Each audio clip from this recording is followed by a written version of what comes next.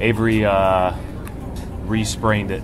We did another look at it. He's out tonight, and then you know, possibly we'll be out after that. We're just after the break. Yeah, but hopefully it's going to be something that's not long term. It doesn't look like it will be. It looks like it's just same as the first one. So not a long term thing. You know, I guess they thought maybe in the Philly game when we talked about it when he came out and didn't play much in the second half. But no, it didn't. You know, he was. You know, he felt and the doctors felt good about when he came back the first time, according to everything I knew. And they, you know, he just aggravated in the Philly game. Do you know? Well, you know, I think it's always concerning when a guy is unable to play, right? But again, it's not a long-term issue, so it's you know, we'll be very, like I thought we were last time from everything that I could tell. I know that our doctors and our training staff will do their due diligence, and we'll be very conservative with bringing him back, as we should be. How's Rondo feeling? Rondo seems to be doing well, and he will be playing the. Well, first of all, you know, I think some of the most inspiring basketball I've ever watched is when they don't have all their players. Some of the most inspiring basketball I've ever watched is when they do have all their players. They're just. I think they're one of the very few elite teams in the league. They move the ball, they move bodies, they know their system inside and out. They can plug people into those spots, and you know, on any given night, that person can have 20 or 25 points.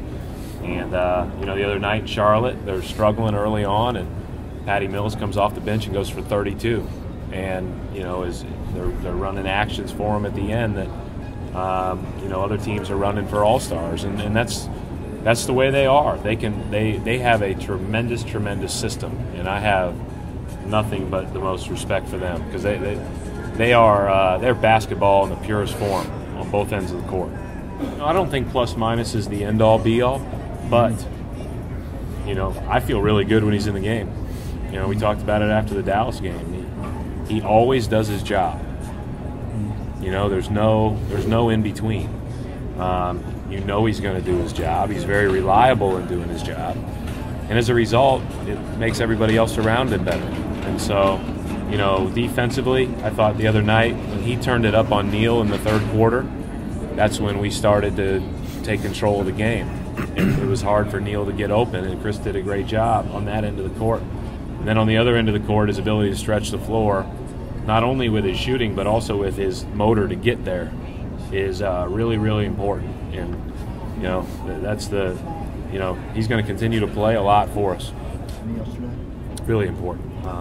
You know, obviously a good, you know, good time for me, and, you know, obviously it was great to see Andrew. How would that mean to you to see him?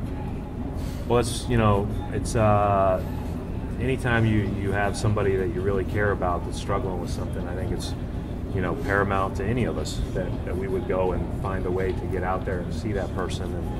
And it worked out with his treatments being the timing of those, and with us being in Milwaukee and being off on Tuesday, it made a lot of sense to do it. You know, I just tried to get over there as soon as I could. Be back there in a month, which is good. So, you know, you hate to see anybody go through that, let alone a 23-year-old. But he is a tough cookie now. And, you know, you talk about different strengths of people and all the things that we talk about with regard to talent. You know, his toughness level is as high as they come. And so, you know, I have no doubt that he'll kick this thing to the curb.